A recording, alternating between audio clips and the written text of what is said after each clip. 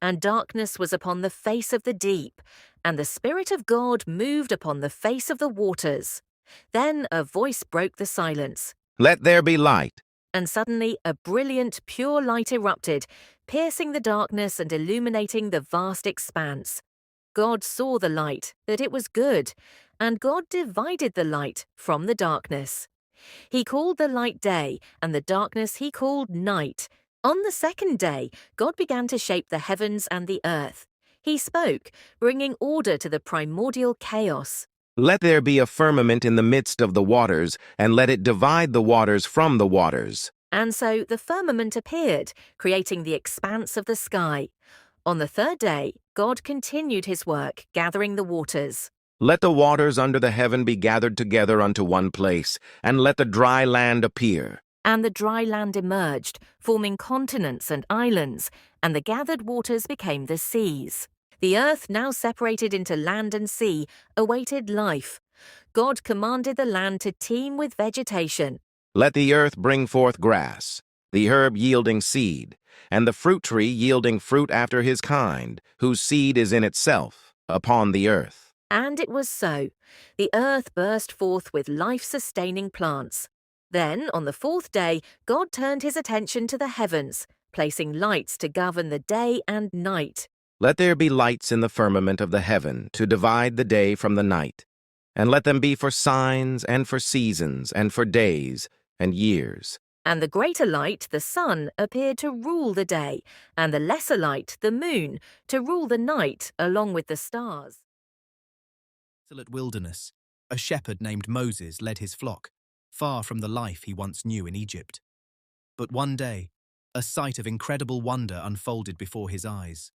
A bush blazed with fire, yet was not consumed. Moses, filled with awe and curiosity, drew closer. I must see this strange sight, why the bush does not burn up. As he approached, a voice, deep and resonant, called out from the heart of the flames. Moses, Moses, do not come any closer. Take off your sandals, for the place where you are standing is holy ground. I am the God of your father, the God of Abraham, the God of Isaac, and the God of Jacob. I have indeed seen the misery of my people in Egypt. I have heard their cry, and I am concerned about their suffering. So I have come down to rescue them from the hand of the Egyptians, and to bring them up out of that land into a good and spacious land. And now go. I am sending you to Pharaoh to bring my people the Israelites out of Egypt. Moses, overwhelmed, hid his face. The divine mission had begun. Moses and his brother Aaron confronted the mighty Pharaoh, delivering God's demand. Let my people go. But Pharaoh, proud and unyielding, refused. Then, the first of many signs was unleashed. The Lord, the God of the Hebrews, has sent me to tell you, let my people go, so that they may worship me in the wilderness. If you refuse to let them go and continue to hold them, the Lord's hand will strike your livestock with a terrible plague. But the Lord will make a distinction between the livestock of Israel and the livestock of Egypt, so that no animal belonging to the Israelites will die. Pharaoh merely scoffed. As a demonstration of divine power, Aaron stretched out his staff over the waters of the Nile. Before the very eyes of Pharaoh and his court, the mighty river began to turn. The life-giving waters transformed into crimson blood, undrinkable and foul. Fish died, and the river stank, polluting the air and bringing distress to all of Egypt. This is but a trick of magic. My own sorcerers can do the same. I will not be swayed by such parlor games. Pharaoh's heart remained hardened. But this was only the beginning of the plagues, each one a testament to God's power and Pharaoh's stubborn defiance. After a series of devastating plagues, Pharaoh finally relented, allowing the Israelites to depart. But his change of heart was short-lived. He marshaled his vast army, pursuing the fleeing people, trapping them against the vast expanse of the Red Sea. Panic seized the Israelites as the rumble of chariots grew louder. They cried out in despair, but Moses, guided by divine command, stood unwavering before the churning waters. Do not be afraid. Stand firm, and you will see the deliverance the Lord will bring you today. The Lord will fight for you. You need only to be still. Then, Moses stretched out his hand over the sea. A mighty wind swept across the waters, and the Red Sea began to part, forming a dry path between towering walls of water. The Israelites, with hope renewed, walked across on dry ground. Pharaoh's army, blind with rage and arrogance, plunged into the open sea in pursuit. But as the last Israelite reached the far shore, Moses again stretched out his hand. The walls of water crashed down, engulfing Pharaoh's entire army, their chariots and horses, in the crushing waves. Not one remained. The Israelites were truly free, delivered by a powerful hand. The epic journey of Exodus, with freedom secured and the 10 Commandments given, the Israelites found themselves camped at the foot of Mount Sinai. But how would a newly formed nation, freshly delivered from slavery, live as God's holy people? This question is at the very heart of the book of Leviticus. It's a guide to holiness, revealing how a community could draw near to a holy God who now dwelled among them in the tabernacle. Central to Leviticus are the detailed instructions for sacrifices and offerings. These weren't just rituals. They were profound acts of worship and reconciliation. Each offering carried a specific meaning. The grain offering, for instance, represented devotion and thanksgiving, a recognition of God's provision. The burnt offering, completely consumed by fire, symbolized total dedication and atonement for general sin. And the peace offering, shared between God, the priest, and the offerer, celebrated communion and fellowship. Leviticus extended beyond the sacred space of the tabernacle, outlining laws for purity and daily living. Dietary laws, regulations for hygiene, and guidelines for community interaction all contributed to a distinct way of life. These laws weren't arbitrary restrictions. They were designed to set the Israelites apart, to reflect God's holiness in every aspect of their existence. From the grand rituals of atonement to the simple act of choosing what to eat, Leviticus taught them that holiness was not just a concept, but a living reality. Their miraculous exodus from Egypt, the Israelites found themselves in the vast, unforgiving wilderness of Sinai. Here, the divine voice spoke, instructing Moses to take account. The Lord has commanded that we take a census of the entire community by their clans and their families. Every man 20 years old or more who is able to serve in the army of Israel must be counted. Moses said, his voice ringing with divine authority. And so, the great numbering began. Tribe by tribe, family by family, the men of Israel were counted, their strength and numbers laid bare before the Lord. Over 600,000 men, fit for battle, a mighty host indeed. The Lord has truly blessed us with countless descendants, just as he promised Abraham. Elder Eleazar marveled, observing the endless lines. But not all was harmony within the vast camp. Dissension brewed, challenging the very leadership appointed by God. Korah, a Levite, led a rebellion. You have gone too far. The entire community is holy, every one of them, and the Lord is with them. Why then do you set yourselves above the Lord's assembly? Korah declared, his voice filled with scorn. Is it not enough that the God of Israel has separated you from the rest of the Israelite community? Now you also seek the priesthood? Moses countered, heartbroken by their defiance. A terrifying rumble shakes the ground. Vast plains of Moab, a pivotal moment unfolds. After 40 years of wandering in the wilderness, the Israelites stand on the precipice of the Promised Land. Here Moses, their venerable leader, prepares to deliver his final monumental discourse. Hear, O Israel. 40 years ago, we left Egypt. 40 years of trials, triumphs, and divine guidance. Now, before you cross the Jordan, I remind you of the covenant, the very essence of our existence.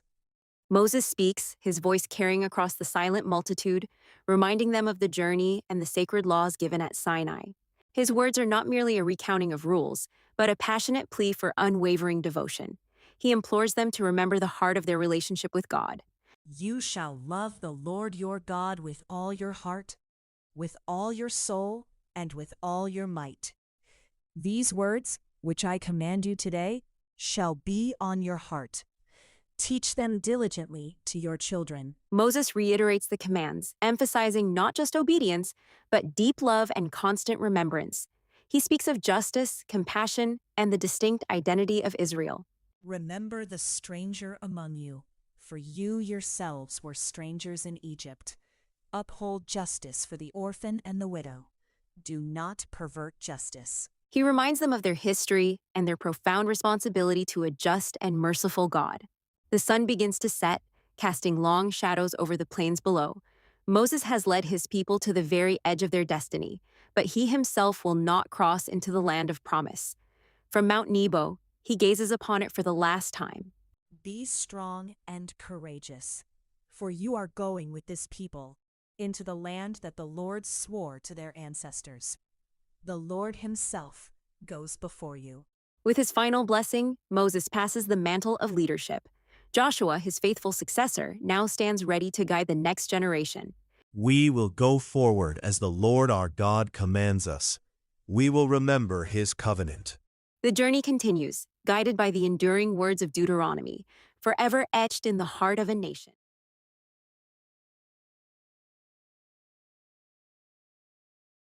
Passing of Moses, a new leader arose to guide the people of Israel, Joshua. The Lord spoke to Joshua, affirming his leadership and promising victory. As I was with Moses, so I will be with you. Be strong and courageous, for you shall cause this people to inherit the land. Joshua, undaunted, sent 2 spies into the formidable city of Jericho. There, they sought refuge in the home of a woman named Rahab. I know that the Lord has given you this land.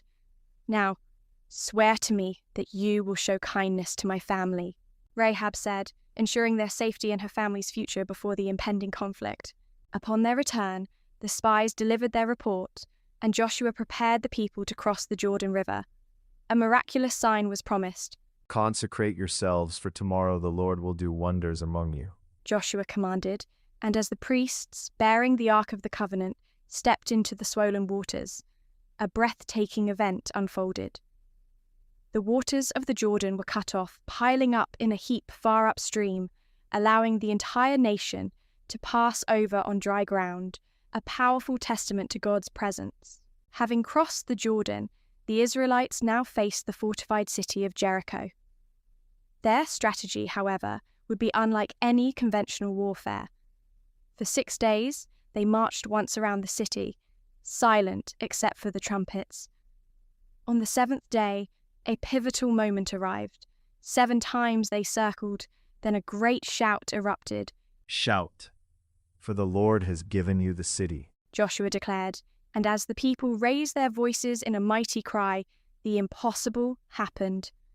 The massive walls of Jericho crumbled down, flattening, allowing the Israelites to storm the city and claim their first great victory in the Promised Land. Joshua's time, the Israelites entered a challenging period. They failed to fully drive out the peoples of Canaan, which led to a recurring cycle of disobedience and distress. The people repeatedly turned away from God, worshipping the gods of the surrounding nations. As a result, they would fall under the cruel oppression of their enemies. In their anguish, they would cry out to the Lord, and the Lord, in his persistent mercy, would raise up a deliverer, a leader known as a judge, to rescue them. Among these judges was a remarkable woman named Deborah, a prophetess who held court under a palm tree, dispensing wisdom and justice.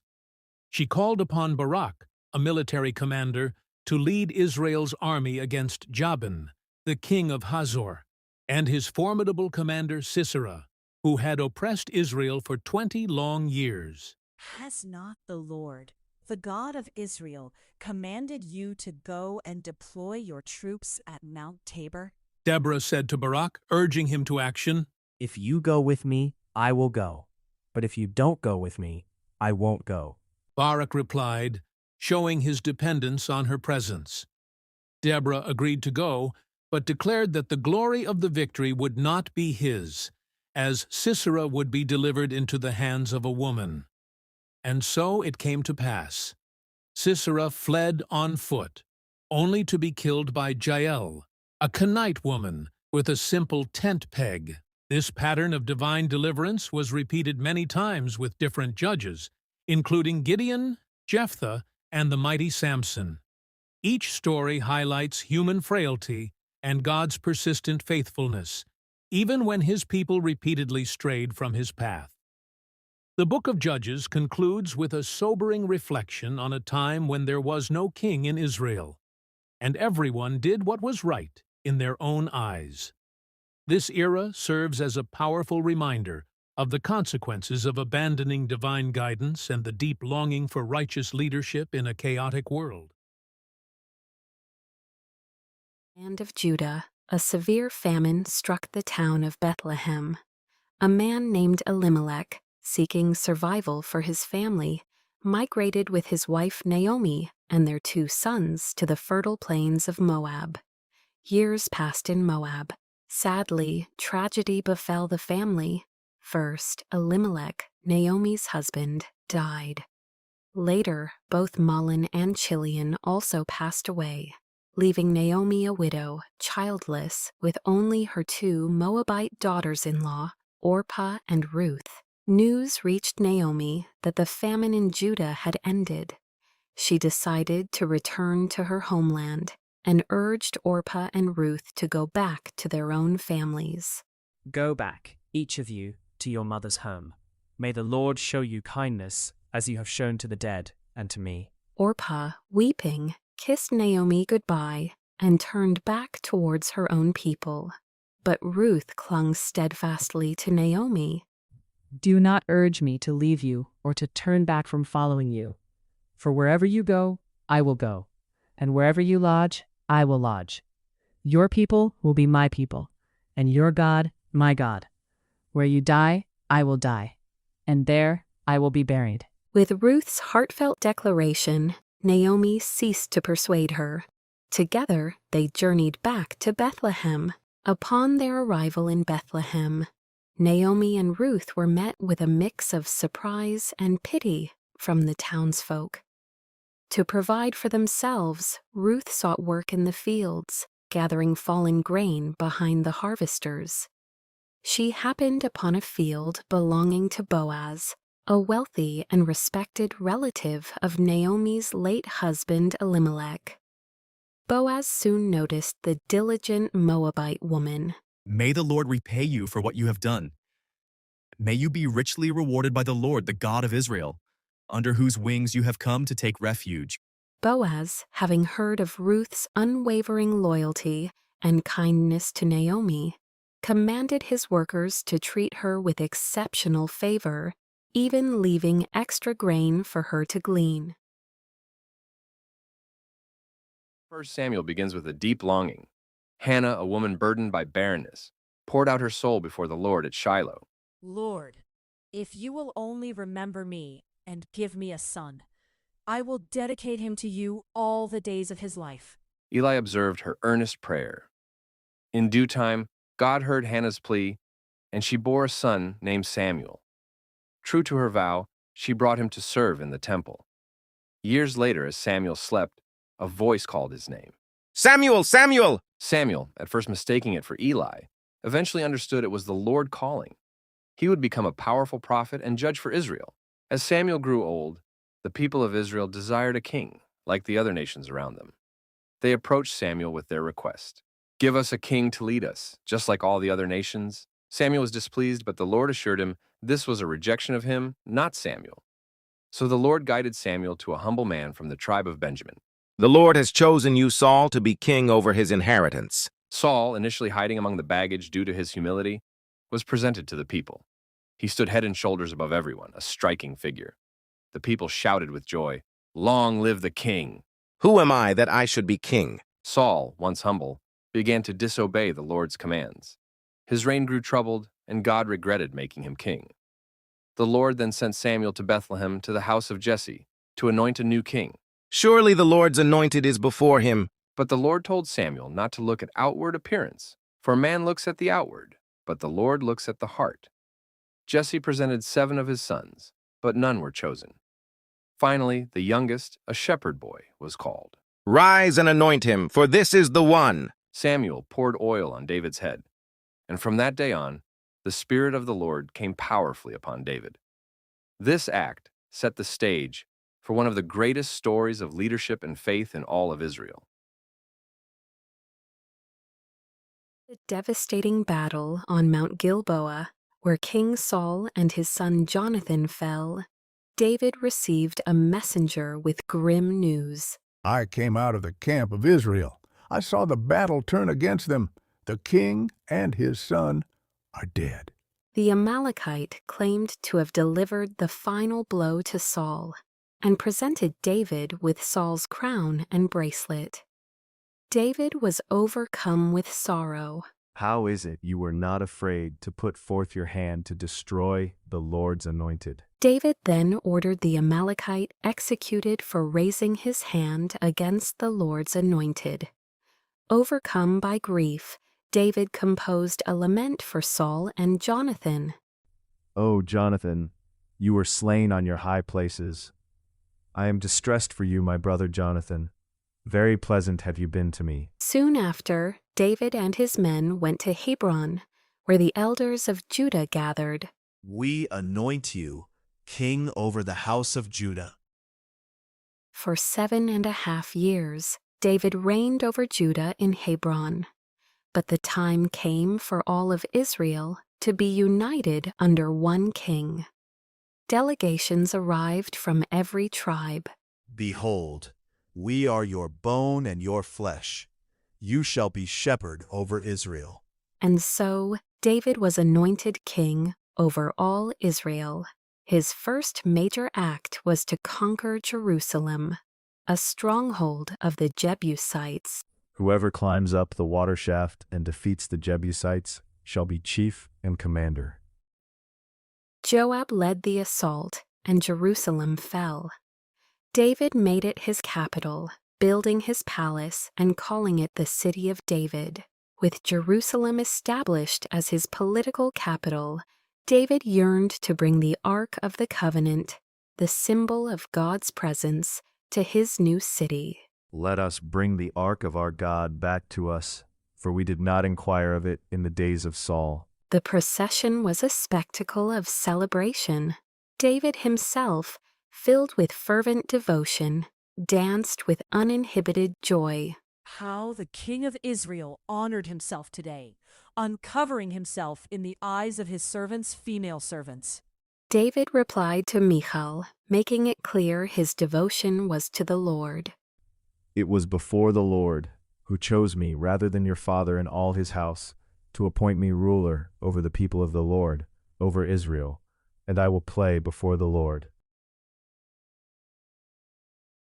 King David neared his end, a power struggle began. His son Adonijah declared himself king, but Queen Bathsheba and Nathan the prophet had other plans. My lord, did you not swear that Solomon, my son, would reign after you?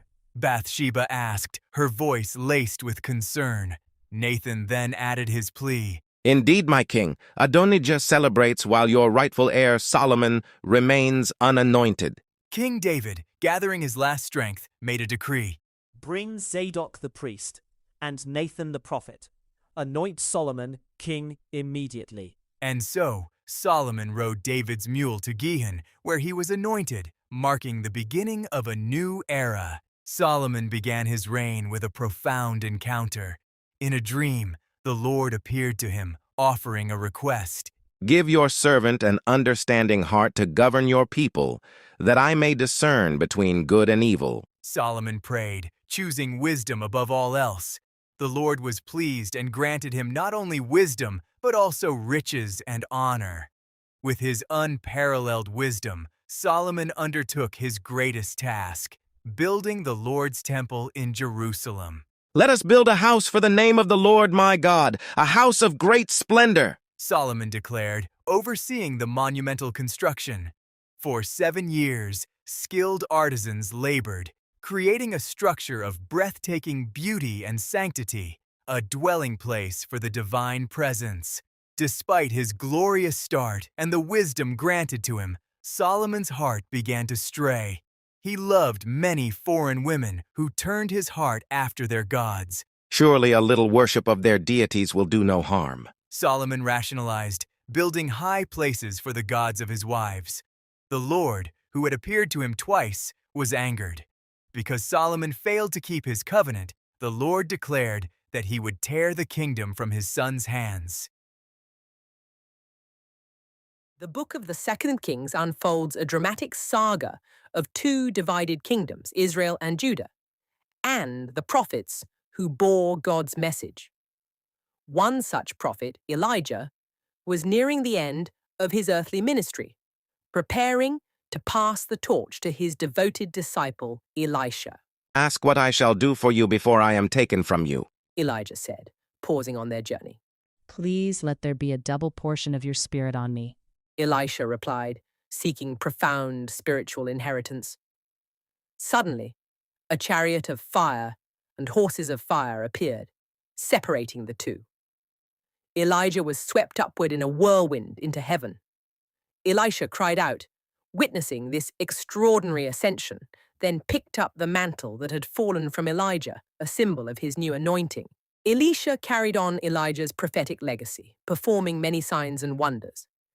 In Aram, a powerful commander named Naaman suffered from leprosy, a debilitating disease. A young Israelite servant girl in Naaman's household bravely suggested he seek out the prophet in Israel. I expected the prophet to surely come out to me, stand and call on the name of the Lord his God, wave his hand over the spot, and cure me of my leprosy. Naaman grumbled, furious that Elisha had merely sent a messenger with a simple instruction. My father, if the prophet had told you to do some great thing, would you not have done it? How much more then, when he tells you wash and be cleansed? A wise servant urged Naaman, calming his pride. Naaman, though hesitant, eventually descended into the Jordan River and dipped himself 7 times.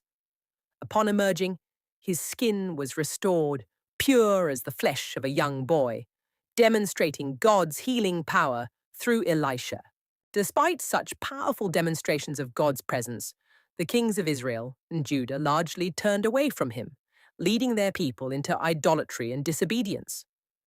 The northern kingdom of Israel fell to Assyria, and later, the southern kingdom of Judah faced the wrath of Babylon under King Nebuchadnezzar, as judgment for generations of transgression. Our strength falters, the city cannot hold. King Zedekiah, Judah's final king, despaired as the Babylonian army breached Jerusalem's defenses. The great temple built by Solomon was destroyed, and the people were carried away into exile, a poignant end to a once glorious kingdom, serving as a stark reminder of the consequences of neglecting God's covenant. The book of 1 Chronicles opens not with a flourish of kings, but with a deep dive into the very roots of humanity. It meticulously traces genealogies, beginning with Adam himself, mapping out the tribes of Israel, a stark reminder of identity and lineage for a people scattered and returning. Each name, a thread woven into the fabric of God's unfolding story, establishing the rightful place of the nation and, crucially, the line of King David. When the narrative shifts from lists of names, it lands squarely on the reign of King David. 1 Chronicles presents David not through the lens of his personal failings, but as the ideal king, a man consumed by the desire to honor God. We see his devotion in his preparations for the temple, gathering materials, organizing priests, even though he would not be the one to build it. He dedicated his life to establishing true worship. Written for the exiles returning to Jerusalem, 1 Chronicles served as a spiritual compass. It wasn't just history, it was a reaffirmation of their covenant with God, a reminder that despite their past, their hope lay in remembering God's promises, the importance of the temple, and the eternal nature of the Davidic line.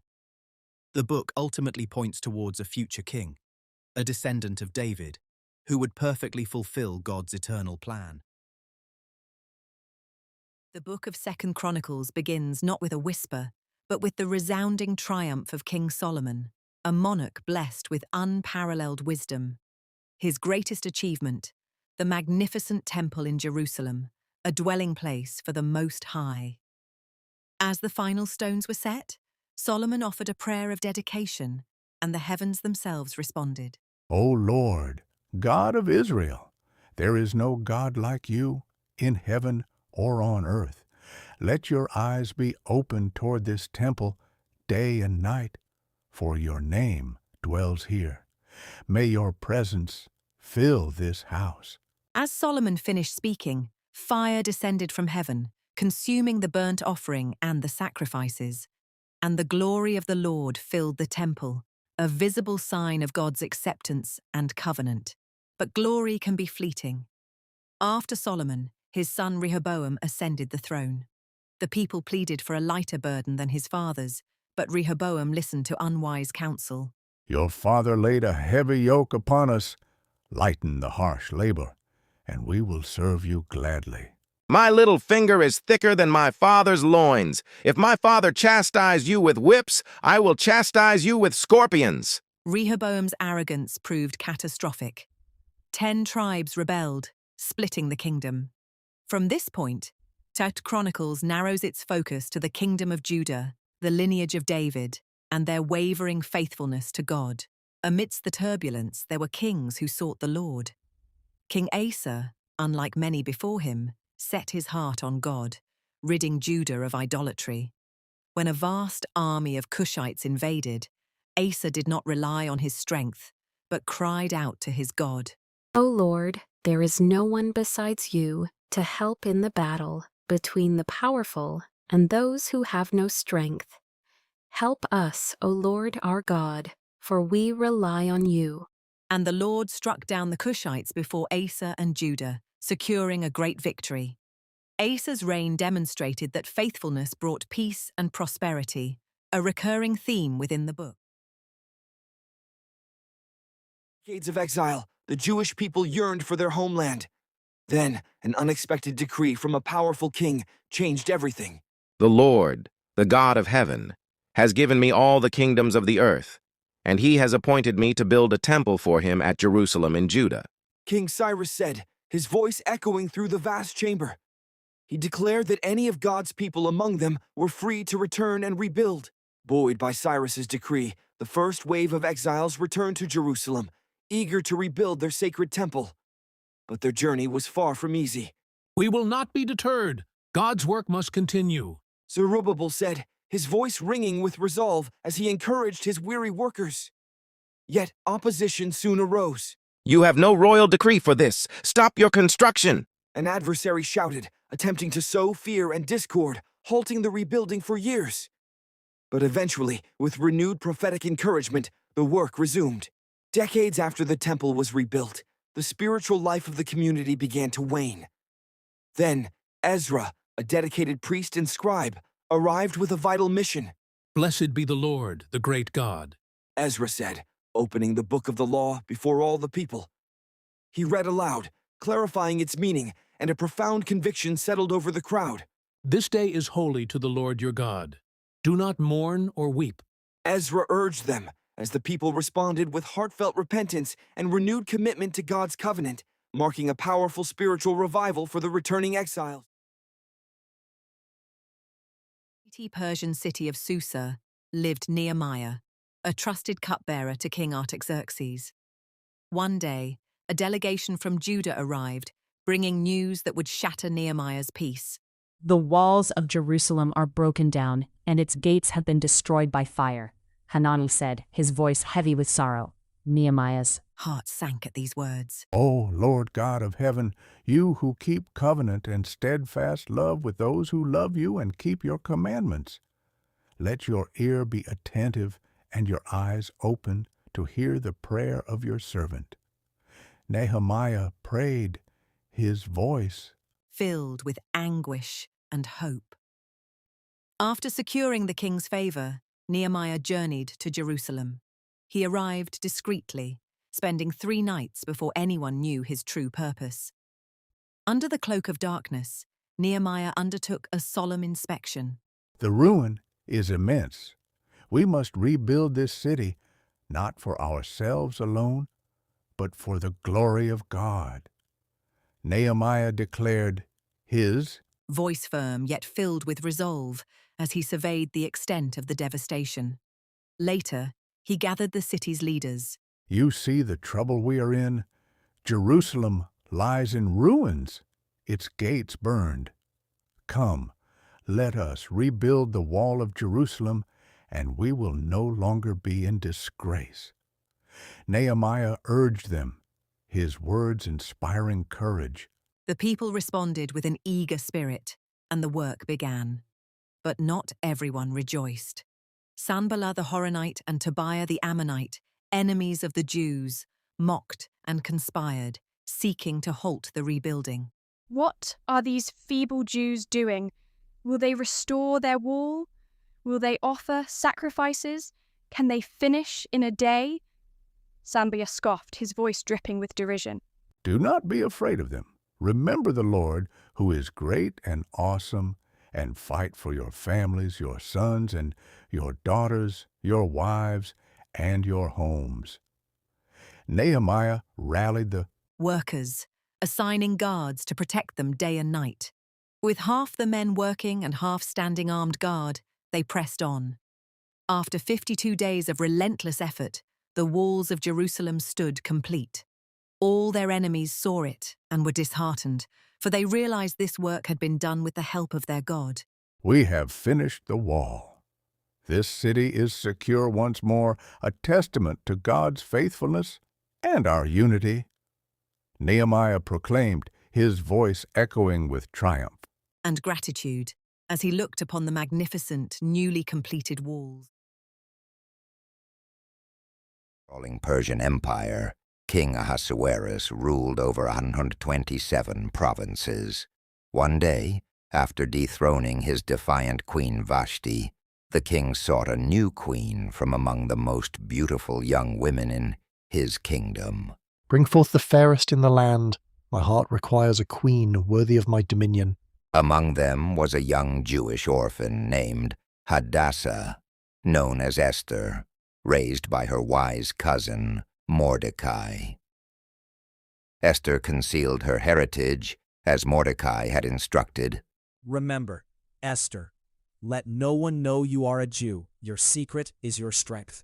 The king was captivated by Esther's grace and beauty, choosing her above all others to be his new queen. Meanwhile, Haman, the most favored of the king's officials, grew swollen with pride. He demanded that all bow before him, but one man, Mordecai, refused to kneel. Who is this insolent Jew who dares defy me? His refusal is an insult to my very being. Discovering Mordecai's Jewish heritage, Haman plotted not just against Mordecai, but against all Jews throughout the empire. He convinced King Ahasuerus to sign a decree for their annihilation. There is a certain people scattered and dispersed among the peoples in all the provinces of your kingdom, whose laws are different from those of every other people. It is not to the king's advantage to let them remain. Do as you see fit. The silver is yours, and the people also to do with them as seems good to you. A decree was sent throughout the kingdom, setting a date for the destruction of all Jews. Upon hearing the news, Mordecai tore his clothes and mourned openly, sending word to Queen Esther. Go to the king and plead for your people. You must intervene. But it is death to approach the king unbidden. Yet if I perish, I perish. I will go. With courage, Queen Esther entered the king's inner court, an act punishable by death if the king did not extend his golden scepter. King Ahasuerus, however, extended it, welcoming her. What is your wish, Queen Esther? It shall be granted, even up to half my kingdom. Esther cunningly invited the king and Haman to 2 banquets. At the second, she revealed her true identity and Haman's wicked plot. If I have found favor in your sight, O king, and if it pleases the king, let my life be granted me for my petition, and my people for my request. For we have been sold, I and my people, to be destroyed, to be slain, and to perish. The adversary is this wicked Haman. The king erupted in fury. That very night, Haman was hanged on the gallows he had prepared for Mordecai. Mordecai was then elevated to Haman's position, and a new decree was issued, allowing the Jews to defend themselves. Justice has prevailed. The Lord has protected his people. Through Queen Esther's bravery and Mordecai's wisdom, the Jewish people were saved from utter destruction. In the ancient land of Uz lived a man named Job. He was blameless and upright, fearing God and shunning evil. Job was blessed with immense wealth and a loving family, truly the greatest of all the people of the East. One day the angels came to present themselves before the Lord, and Satan also came with them. The Lord then turned to Satan. Have you considered my servant Job? There is no one on earth like him. He is blameless and upright, a man who fears God and shuns evil. Satan replied to the Lord, his voice laced with challenge. Does Job fear God for nothing? Have you not put a hedge around him and his household and everything he has? But now, stretch out your hand and strike everything he has, and he will surely curse you to your face. The Lord, knowing Job's true heart, then permitted a trial, allowing Satan to test Job's faithfulness. Very well, then. Everything he has is in your power, but on the man himself, do not lay a hand. In a terrifying flurry of calamities, Job lost everything. His oxen, his donkeys, his sheep, his camels, his servants, and worst of all, his beloved children. They were all taken from him in a single devastating day. Job tore his robes and shaved his head, but his faith did not waver. Naked I came from my mother's womb, and naked I will depart. The Lord gave, and the Lord has taken away.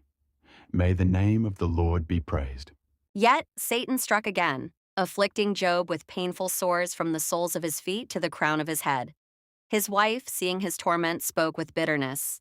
Are you still holding on to your integrity? Curse God and die. Job, though suffering greatly, rebuked her gently. You are talking like a foolish woman. Shall we accept good from God and not trouble? When Job's 3 friends, Eliphaz the Temanite, Bildad the Shuhite, and Zophar the Naamathite, heard about all the troubles that had come upon him, they came from their homes to sympathize with him and comfort him. When they saw him from a distance, they barely recognized him. They sat on the ground with him for 7 days and 7 nights. No one said a word to him because they saw how great his suffering was. After this, Job opened his mouth and cursed the day of his birth, beginning a long and agonizing debate with his friends about the nature of his suffering and God's justice.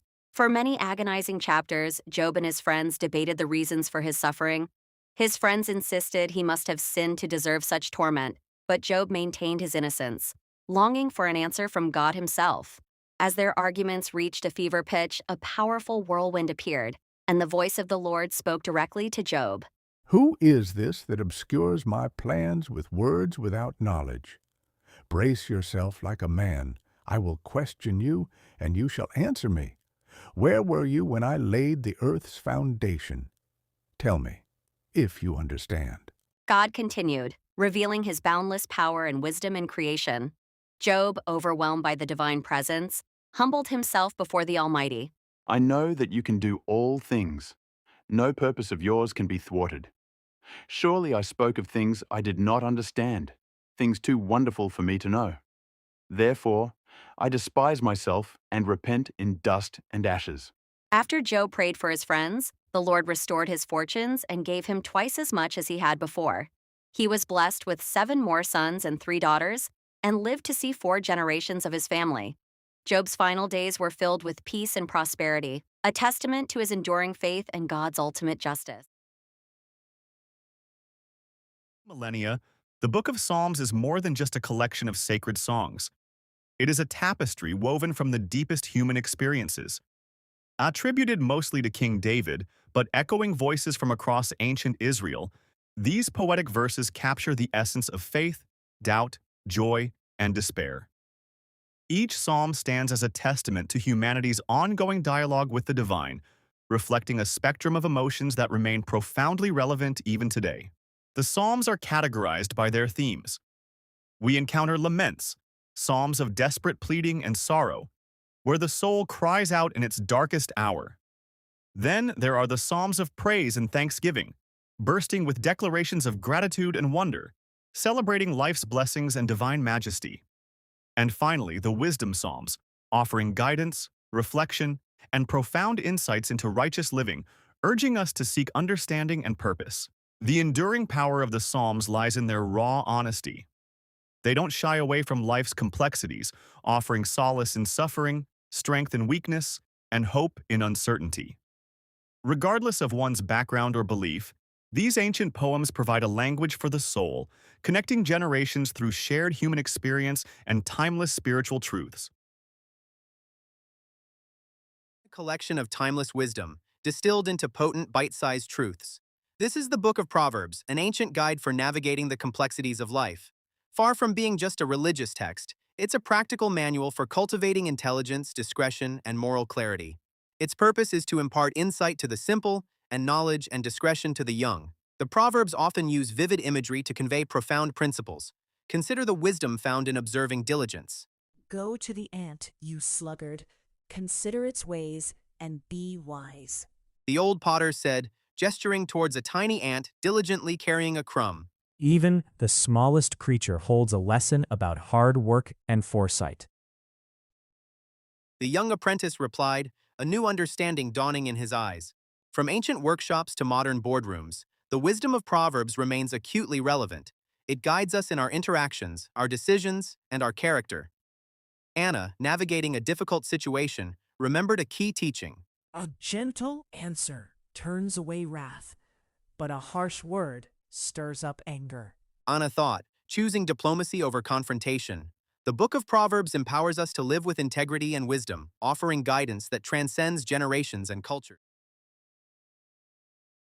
In the heart of ancient wisdom, a profound voice emerged.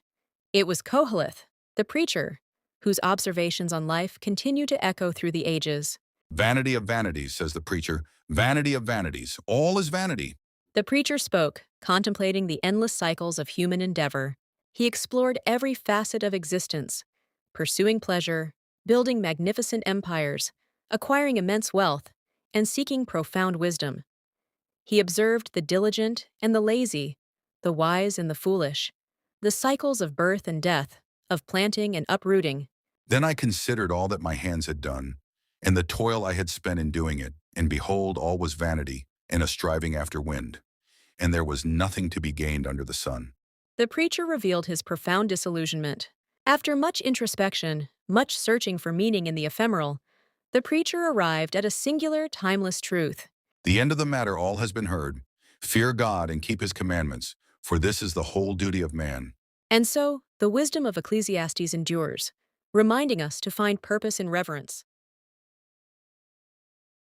To an exploration of one of the Bible's most enigmatic and beautiful books, the Song of Solomon. Often called the Song of Songs, this poetic masterpiece delves into the profound mystery of love. Our story begins with the Shulamite woman, a shepherdess, expressing her deep longing for her beloved. Oh, that his kisses would rain down upon me, for your love is more delightful than fine wine. My soul yearns for the scent of your oils, your name like perfume poured out. The Shulamite spoke, her words painting a vivid picture of her heartfelt devotion. King Solomon, the beloved, reciprocates this intense affection, marveling at her unique beauty, untouched by royal extravagance. Behold, you are beautiful, my darling, truly beautiful. Your eyes are like doves behind your veil. Your hair, a flock of goats descending from Mount Gilead. Solomon's words were a lavish celebration of her natural charm. My beloved is radiant and ruddy, the fairest among 10,000. His head is like the finest gold, his eyes like doves beside streams of water. She, in turn, described him with equally passionate imagery, elevating him above all others. This book isn't just a simple love poem. It's a profound exploration of human intimacy, devotion, and faithfulness, often interpreted as an allegory for God's love for his people, or Christ's love for the church. Place me as a seal upon your heart, as a seal upon your arm. For love is as strong as death, its jealousy unyielding as the grave. Its flashes are flashes of fire, but divine flame. She proclaimed the enduring power of their bond. The Song of Solomon teaches us that true love, whether human or divine, is an unquenchable fire, a bond that endures all, a journey of mutual admiration and unwavering commitment. In the tumultuous 8th century BCE, a prophet named Isaiah received a staggering vision in the temple. It was a divine call which would define his life's monumental work. Woe is me, for I am undone, because I am a man of unclean lips, and I dwell in the midst of a people of unclean lips. For my eyes have seen the King, the Lord of hosts. A seraph touched his lips with a burning coal, purifying him. Then came the divine command. Isaiah's initial prophecies were sharp, directed at the rampant injustice and spiritual decay within Judah. Woe to those who call evil good and good evil, who put darkness for light and light for darkness. Their silver has become dross, their wine diluted with water. Everyone loves bribes. He condemned the leaders and the wealthy for their oppression of the poor, declaring that such actions would surely lead to divine judgment. Isaiah foretold the devastating Assyrian invasion, a time when Judah would face immense hardship and desolation. The land would be laid waste, its people scattered. Your country is desolate. Your cities are burned with fire. Your land, strangers devour it in your presence. The daughter of Zion is left like a booth in a vineyard, like a lodge in a cucumber field, like a besieged city. Yet, even in the midst of this dire warning, a sliver of hope emerged for a remnant that would return. Dusty hills of Anathoth, a young man named Jeremiah was called by a voice unlike any other. Before I formed you in the womb, I knew you. Before you were born, I set you apart. I appointed you as a prophet to the nations. Jeremiah, overwhelmed, tried to refuse the monumental task. Alas, sovereign Lord, I do not know how to speak. I am too young.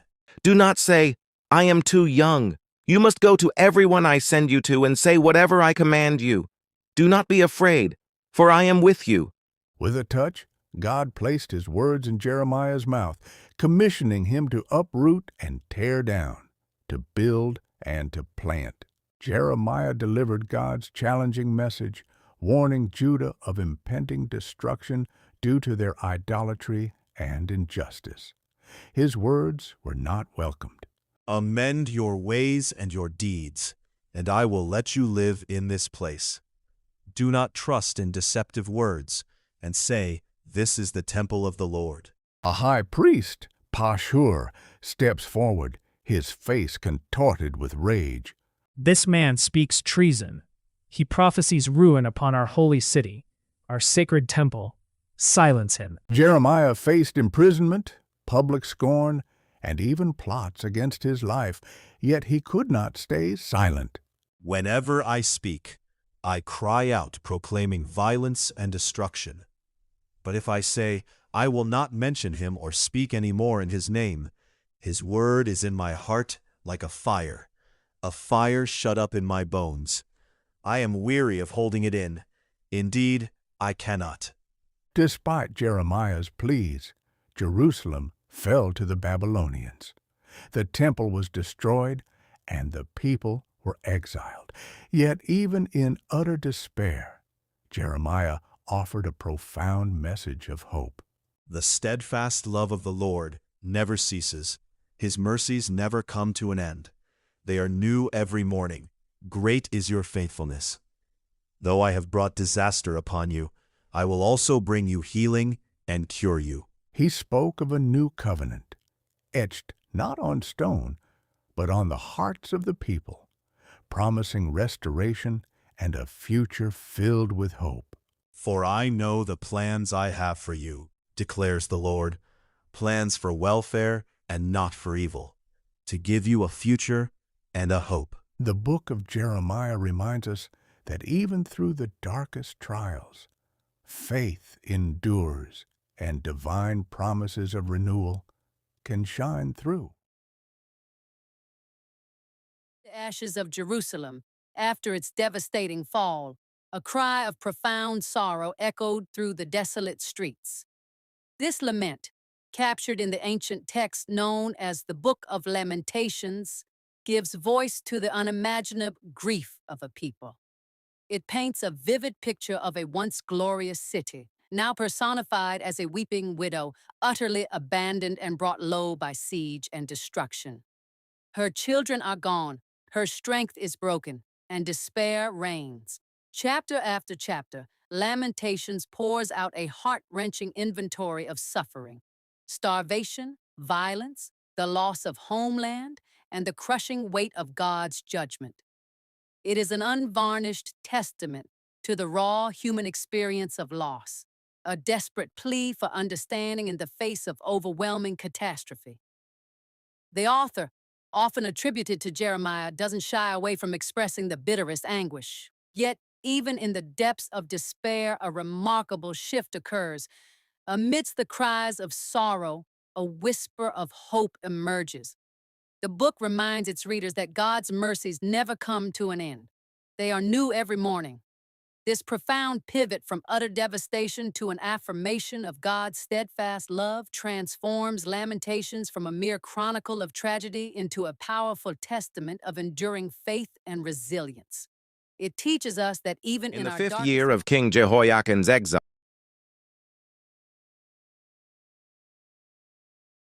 The desolation of Babylonian exile, a priest named Ezekiel grappled with loss and uncertainty. But it was here, by the Chebar Canal, that the divine broke through. Oh, Lord, how long must your people suffer in this foreign land? Has your glory departed from us forever? Suddenly the heavens opened, and Ezekiel saw visions of God. A whirlwind appeared from the north, bringing with it a great cloud and flashing fire. Within it, 4 living creatures emerged, each with 4 faces and 4 wings. They were accompanied by 4 gleaming wheels, full of eyes. Above them, a throne of sapphire, and seated upon it, a figure radiating immense light. It was the appearance of the likeness of the glory of the Lord. Overwhelmed, Ezekiel fell to the ground. Then a voice spoke to him. When I saw it, I fell face down, and I heard the voice of one speaking. The voice commanded Ezekiel to stand up, commissioning him as a prophet to a rebellious house of Israel. Ezekiel was told he would be a watchman, delivering God's message whether they listened or not. Ezekiel's early prophecies were stark, declaring judgment upon Jerusalem and Israel for their idolatry, injustice, and spiritual adultery. He described the coming destruction of the temple, the very heart of their religious identity, as a consequence of their persistent rebellion. The word of the Lord came to me. Son of man, set your face against the mountains of Israel and prophesy against them. I will destroy your high places, your altars will be demolished, and your idols broken. Ezekiel prophesied that God's glory, once residing in the temple, would depart, leaving the city vulnerable. He also pronounced judgments against surrounding nations who rejoiced in Israel's downfall, reminding all that God's justice extended over every land. Because you clapped your hands and stamped your feet, and rejoiced with all the contempt of your soul against the land of Israel, I will stretch out my hand against you. But the book of Ezekiel is not solely about destruction. After the fall of Jerusalem, Ezekiel's message shifted to one of profound hope and restoration. God revealed his plan to revive his people, symbolized most powerfully by the vision of the Valley of Dry Bones. The hand of the Lord was on me, and he brought me out by the Spirit of the Lord, and set me in the middle of a valley. It was full of bones. And he said to me, Son of man, can these bones live?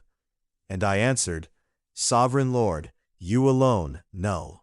The Lord commanded Ezekiel to prophesy to the bones, promising to bring breath into them, and they would live again. And as Ezekiel prophesied, a great rattling sound occurred, and the bones came together, each to its own bone. Tendons and flesh appeared, and skin covered them, but there was no breath in them. Then the Lord instructed Ezekiel to prophesy to the breath. Prophesy to the breath. Prophesy, Son of Man, and say to it, This is what the Sovereign Lord says. Come, breath, from the four winds, and breathe into these slain, that they may live. And breath entered them, and they came to life and stood up on their feet, a vast army. This vision represented the resurrection of Israel, promising a new spirit, a new covenant, and a return to their land. Ezekiel then received a vision of a new, magnificent temple where God's glory would return to dwell among his people forever, signifying complete spiritual and physical restoration. When Jerusalem fell, young, intelligent men were brought to Babylon, among them Daniel and his 3 friends. They were to be trained in the king's service, fed from his very table. I request, please, that we not defile ourselves with the king's food and wine. Daniel said to Ashpenaz, the chief official, seeking an alternative. I fear my lord the king, who has assigned your food and drink. If he sees you looking worse than the other young men, he will have my head. Ashpenaz replied, expressing his deep concern. Please test your servants for 10 days. Give us nothing but vegetables to eat and water to drink. Then compare our appearance with that of the young men who eat the royal food. Daniel proposed a simple test. 10 days later, they appeared healthier and better nourished than any of the other youths. From then on, they were given only vegetables and water. Years passed, and King Nebuchadnezzar was tormented by a dream he could not recall, nor understand. He summoned his wise men, demanding they both tell him the dream and interpret it. The dream is gone from me. If you do not tell me what my dream was and interpret it, you will be cut into pieces. The king roared, his voice echoing with frustration. Tell us the dream, Your Majesty, and we will interpret it. An astrologer dared to request, but the king would not budge. None could fulfill his demand until Daniel, after seeking God, stood before him. You, Your Majesty, saw a great image, an enormous, dazzling statue, awesome in appearance. Its head was pure gold, its chest and arms of silver, its belly and thighs of bronze, its legs of iron, its feet partly of iron and partly of baked clay. Daniel described the king's forgotten vision in vivid detail. That is it. That is my dream. The king gasped, recognizing his dream. Daniel then interpreted the dream, revealing the rise and fall of great kingdoms, ending with a stone that shattered the statue, representing a kingdom that would endure forever. The king, overwhelmed, fell prostrate before Daniel and promoted him to a high position. Many years passed. Now, under King Darius, Daniel held immense power. Envious officials plotted against him, convincing the king to issue a decree. For 30 days, no one could pray to any god or man except the king, on pain of being thrown into the lion's den. Daniel, undeterred, continued his daily prayers, 3 times a day, facing Jerusalem. O Daniel, servant of the living God, has your God, whom you serve continually, been able to rescue you from the lions? At dawn, King Darius rushed to the lion's den, calling out with a trembling voice, My God sent his angel, and he shut the mouths of the lions. They have not hurt me, because I was found innocent in his sight. Daniel's voice emerged from the darkness, calm and clear. King Darius was overjoyed. Daniel was pulled from the den, unharmed, and his accusers were thrown to the lions, where they were instantly overcome. Amidst the spiritual decay of ancient Israel, a prophet named Hosea was called by God. His mission was to illustrate God's boundless, yet often rejected love for his people. Then, an extraordinary command came to Hosea, a directive that would shape his life and message. God said, Go, take to yourself a wife of harlotry and have children of harlotry, for the land commits great harlotry by departing from the Lord. Hosea obeyed, marrying Gomer, a woman whose life mirrored Israel's spiritual unfaithfulness. Just as Gomer strayed from Hosea, Israel continually turned away from their covenant with God, chasing after other gods and alliances. As time passed, Gomer eventually abandoned Hosea and their children, sinking deeper into a life of despair. But then, another divine command arrived for Hosea. God instructed him, "Go again, love a woman who is loved by a lover and is an adulteress, just as the Lord loves the children of Israel, though they turn to other gods." Hosea, filled with a love that mirrored God's own, sought out Gomer. He found her, utterly destitute, being sold as a slave. Without hesitation, Hosea bought her back, redeeming her from her fallen state. This act of profound redemption became the heart of Hosea's message. It was a vivid, painful portrayal of God's unwavering love, his readiness to forgive, and his relentless pursuit of a wayward people. Despite Israel's repeated betrayals, God's promise of restoration remained firm, a covenant sealed by his steadfast love. A plague unlike any seen before descended upon the land of Judah. Swarms of locusts, countless as sand, devoured every green thing, leaving behind only desolation. Our fields are gone.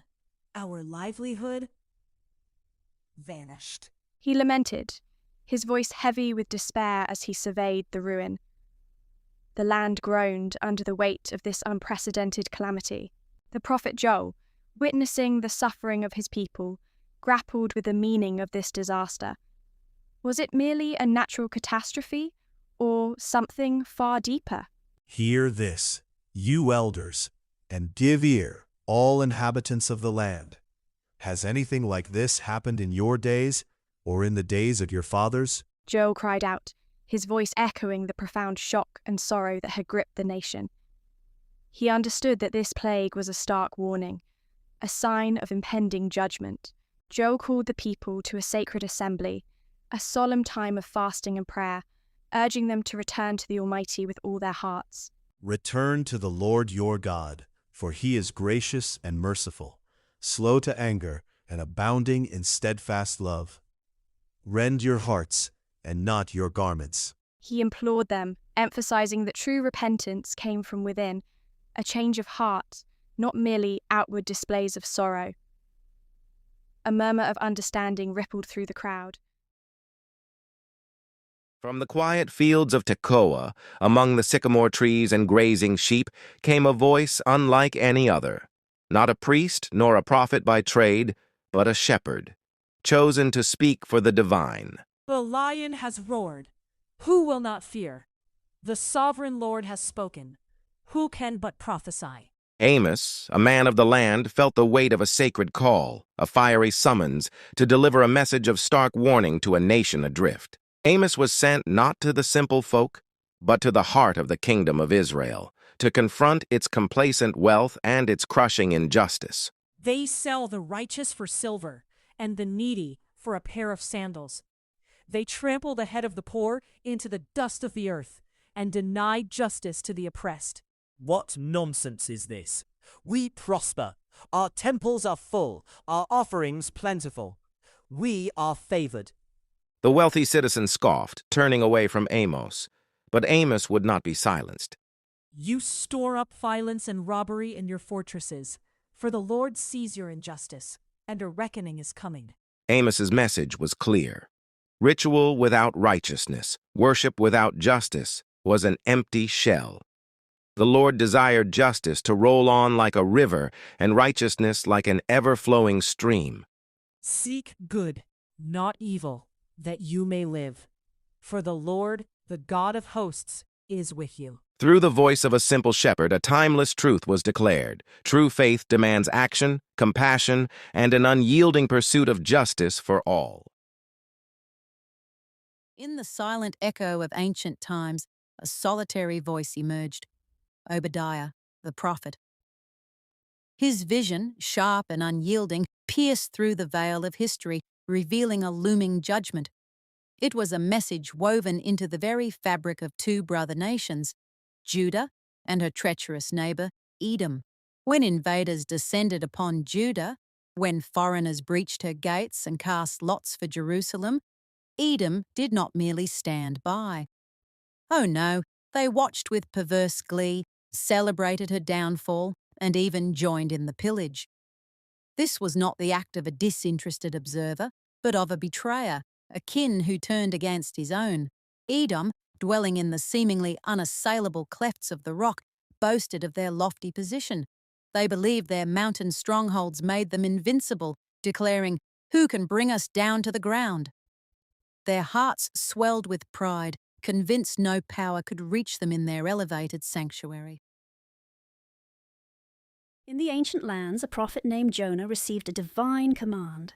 Go to the great city of Nineveh and preach against it, for its wickedness has come before me. But Jonah, fearing the fierce Assyrians of Nineveh, chose to defy the Lord. He decided to flee, hoping to escape God's presence. I must go to Tarshish, far from here. Jonah journeyed to Joppa, a bustling port city, where he found a ship bound for Tarshish. He paid his fare and boarded, seeking refuge in the open sea. As the ship sailed, a mighty storm erupted, threatening to shatter the vessel. The sailors, desperate, cried out to their gods and began throwing cargo overboard to lighten the ship. All the while, Jonah remained in a deep slumber. How can you sleep? Get up and call on your God. Perhaps he will take notice of us, so that we will not perish. The sailors then decided to cast lots to discover who was responsible for this calamity. The lot fell upon Jonah. Tell us, for whose cause has this trouble come upon us? What is your occupation? Where do you come from? What is your country? And of what people are you? I am a Hebrew, and I worship the Lord, the God of heaven, who made the sea and the dry land. I am fleeing from the presence of the Lord. Overwhelmed by fear, the sailors pleaded with Jonah. What shall we do to you that the sea may become calm for us? Pick me up and throw me into the sea. Then the sea will become calm for you, for I know that on my account this great tempest has come upon you. Reluctantly, the sailors hurled Jonah into the raging waters. Immediately, the storm ceased, but a great fish, appointed by God, swallowed Jonah. For 3 days and 3 nights, Jonah remained in the belly of the great fish. From within the depths, he cried out to the Lord his God. I cried out to the Lord because of my affliction, and he answered me. Out of the belly of Sheol I cried, and you heard my voice. Then, at the Lord's command, the great fish vomited Jonah onto dry land. Once more the word of the Lord came to Jonah. Arise, go to Nineveh, that great city, and preach to it the message that I tell you. This time Jonah obeyed. He travelled to Nineveh, a city so vast it took 3 days to cross. As he entered, he began to preach. Yet 40 days, and Nineveh shall be overthrown. To everyone's astonishment, the people of Nineveh believed God. They proclaimed a fast and put on sackcloth, from the greatest to the least of them. Even the king himself repented, and God, seeing their genuine change of heart, relented from the disaster he had threatened. In the chaotic tapestry of ancient Judah, a prophet named Micah emerged from the small town of Moresheth. He lived during a time when prosperity for some meant profound injustice for many others. Hear, all you peoples, listen, earth and all who are in it, for the Lord is coming to give testimony against you. Micah spoke with a burning passion, witnessing a society where leaders devoured their own people and judges were bought and sold. He saw the very fabric of justice unraveling. Micah's prophecies were not merely observations. They were sharp indictments against the spiritual and social corruption of both Samaria and Jerusalem. He foretold their downfall, a consequence of their deep-seated sins. What does the Lord require of you? To act justly, to love mercy, and to walk humbly with your God. He proclaimed, challenging the hollow religious rituals with a call for genuine righteousness. Micah said that without these core principles, their temples and sacrifices meant nothing. Yet, amid these severe warnings, Micah also painted a vivid picture of hope and future redemption. He looked beyond the impending destruction to a time of restoration. But you, Bethlehem Ephrathah, though you are small among the clans of Judah, out of you will come for me one who will be ruler over Israel. This prophecy of a humble ruler emerging from an unexpected place offered a powerful message. Even in ruin, God's promise of ultimate peace and righteous leadership would prevail. The book of Micah, therefore, stands as a timeless reminder of both divine justice and unwavering hope. The grandeur and terror of the ancient world, a prophet named Nahum emerged. His message was singular, profound, and directed at one of history's most feared empires, Assyria, and its formidable capital, Nineveh. Nineveh, known for its brutality and conquest, had cast a long shadow of fear across many lands. The Lord is a jealous God and avenging. The Lord is avenging and wrathful. The Lord takes vengeance on his adversaries and keeps wrath for his enemies. Nahum spoke not of repentance, but of an inescapable divine justice that had long been accumulating against Nineveh's relentless cruelty.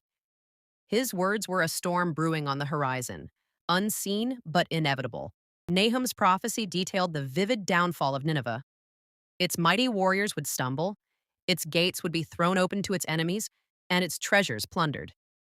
The city that terrorized nations would itself become a spectacle of ruin. Yet amidst this judgment, there was a profound promise. Behold, on the mountains, the feet of him who brings good news, who publishes peace.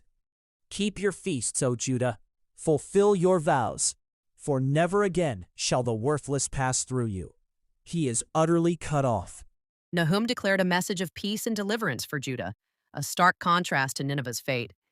He said that Judah, long oppressed by Assyria, would finally be free.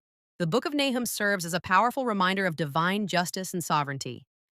Nineveh, once a symbol of unconquerable might, was utterly destroyed, just as Nahum prophesied. Its fall brought an end to an era of terror and ushered in a season of relief for God's people. The city disappeared from history, its ruins buried under the sands of time for centuries. Your wound is incurable. Your injury is fatal. All who hear the news about you clap their hands over you. For upon whom has not your evil continually passed? Nahum's words resonate beyond ancient history, offering a timeless message that even the most powerful empires are accountable, and that divine justice, though sometimes slow, is ultimately certain. The book of Nahum reminds us of the enduring nature of justice and the ultimate security of those who trust in a righteous God. In a time of widespread corruption and violence, the prophet Habakkuk wrestled with profound questions about God's justice. He saw the suffering of his people, the rampant wickedness, and cried out, How long, O Lord, must I call for help, but you do not listen? I cry out to you, violence, but you do not save. Habakkuk felt the weight of his nation's sin and God's apparent silence. He continued to question, Why do you make me look at injustice? Why do you tolerate wrongdoing? Destruction and violence are before me. There is strife and conflict abounds. Then an unexpected answer came to Habakkuk, a divine revelation that would shake his understanding of justice. The Lord revealed his startling plan. He was raising up the Chaldeans, the Babylonians, a fierce and impetuous people, to execute his judgment. Lord, are you not from everlasting? You are my God, my Holy One. We will not die. O Lord, you have appointed them to execute judgment. O Rock, you have ordained them to punish. Habakkuk, aghast, struggled with this revelation. How could a righteous God use a nation even more wicked than Judah to bring about justice? Your eyes are too pure to look on evil. You cannot tolerate wrongdoing. Why then do you tolerate the treacherous? Why are you silent while the wicked swallow up those more righteous than themselves? God then reassured Habakkuk, promising that the wicked, even the Babylonians, would ultimately face their own downfall. He declared a fundamental truth: the righteous person will live by his faithfulness. Habakkuk filled with a new understanding, offered a prayer of profound trust, acknowledging God's majesty and sovereignty. Though the fig tree does not bud, and there are no grapes on the vines, though the olive crop fails, and the fields produce no food, though there are no sheep in the pen, and no cattle in the stalls, yet I will rejoice in the Lord. I will be joyful in God my Savior. The sovereign Lord is my strength. He makes my feet like the feet of a deer. He enables me to tread on the heights. And so, Habakkuk learned that even in the face of incomprehensible circumstances, true faith means trusting in God's character and His ultimate plan, finding joy in Him alone. Chaotic days of King Josiah, a prophet named Zephaniah delivered a stern message to the kingdom of Judah. It was a warning of an impending and fearsome reckoning. I will sweep away everything from the face of the earth, declares the Lord. I will destroy humans and animals, the birds of the sky and the fish of the sea. Zephaniah, speaking for the Lord, foretold a terrible day of the Lord coming upon Judah due to their rampant idolatry, injustice, and corruption. The prophet's message wasn't just for Judah, it extended to the surrounding nations. He declared that God's judgment would be universal, affecting Philistia, Moab, Ammon, and even Assyria. Seek the Lord, all you humble of the land, you who do what He commands. Seek righteousness, seek humility. Perhaps you will be sheltered on the day of the Lord's anger. His call was clear. Repentance and humility were the only path to potentially avoid the wrath to come. Zephaniah emphasized that God's sovereignty extended over all peoples. Yet, even amidst dire warnings, Zephaniah's prophecy concluded with a powerful message of hope and restoration, a future where a purified remnant would return. The Lord your God is with you. He is mighty to save. He will take great delight in you. He will quiet you with His love. He will rejoice over you with singing. He spoke of a time when injustice would be removed, and Jerusalem would be a place of praise and honor, its people dwelling in security and peace. A promise of joy after purification. 70 years of exile, the people of Judah returned to Jerusalem, yet the grand temple lay in ruins. They rebuilt their own homes, but the house of the Lord remained neglected. The prophet Haggai raised his voice, challenging their misplaced priorities. Is it time for you yourselves to dwell in your paneled houses, while this house lies in ruins? Consider your ways. You have sown much and harvested little. You eat but are not satisfied. You drink but are not filled. You clothe yourselves but no one is warm. And he who earns wages to put them into a bag with holes. Haggai then said, calling them to reflection, Go up to the hills and bring wood and build the house, that I may take pleasure in it and be glorified, says the Lord. Inspired by Haggai's words, the people began the daunting task of rebuilding. Yet the work was slow, and the new foundation seemed insignificant compared to the magnificent Temple of Solomon. Doubt began to creep into their hearts, but the Lord sent Haggai with a message of reassurance and a powerful promise. Who is left among you who saw this house in its former glory? And how do you see it now? Is it not as nothing in your eyes? Haggai asked, acknowledging their disappointment, then declared, Yet now be strong, O Zerubbabel, declares the Lord. Be strong, O Joshua, son of Jehozadak the high priest. Be strong, all you people of the land, declares the Lord, and work, for I am with you, declares the Lord of hosts, according to the covenant that I made with you when you came out of Egypt. My spirit remains in your midst. Fear not. The Lord's promises extended beyond the immediate task of building. He had a special word for Zerubbabel, the governor, a prophecy that pointed to future glory and divine favor. I am about to shake the heavens and the earth and the sea and the dry land, and I will shake all nations, so that the treasures of all nations shall come in, and I will fill this house with glory, says the Lord of hosts.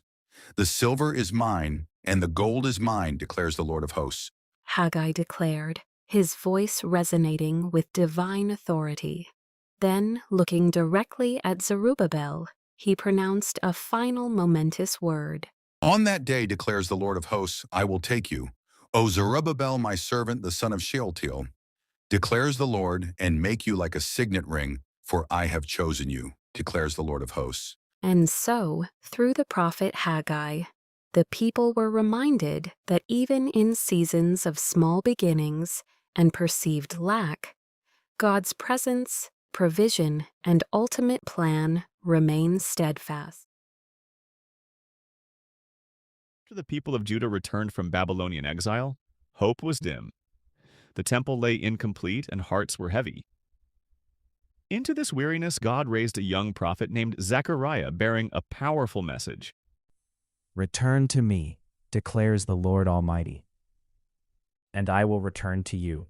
Zechariah declared, calling the disheartened community back to God and reminding them of his enduring promise. God then granted Zechariah a series of night visions, unveiling divine blueprints for their future. One vivid vision revealed a glorious golden lampstand, flanked by 2 living olive trees. What are these, my Lord? This is the word of the Lord to Zerubbabel. Not by might, nor by power, but by my Spirit, says the Lord Almighty. The accompanying angel explained that the completion of the temple, the rebuilding of their spiritual center, would not come through human strength, but solely by God's Spirit. But Zechariah's prophecies stretched far beyond the immediate future, painting a detailed picture of a greater hope, the coming Messiah. See, your king comes to you, righteous and victorious, lowly and riding on a donkey. And they will look on me, the one they have pierced. He prophesied, revealing both the humble entry and the ultimate sacrifice of the promised king. Zechariah further foretold a day when living waters would flow from Jerusalem, bringing healing and life to the entire world. After the grandeur of Solomon's temple, and decades after returning from Babylonian exile, the people of Israel found themselves in a spiritual desert. How have you loved us? The Israelite asked, their faith wavering amidst hardship. The Lord, however, responded through the prophet Malachi, reminding them of his unwavering choice. God declared, I have loved you, but the priests and the people had grown complacent, offering him less than their best. Malachi's message sharply condemned the corruption of the priesthood. The very leaders meant to guide the people had strayed, treating God's altar with contempt. Is it not just a small blemish? The Lord will still accept it. The priest muttered, dismissing the sacredness of the offering.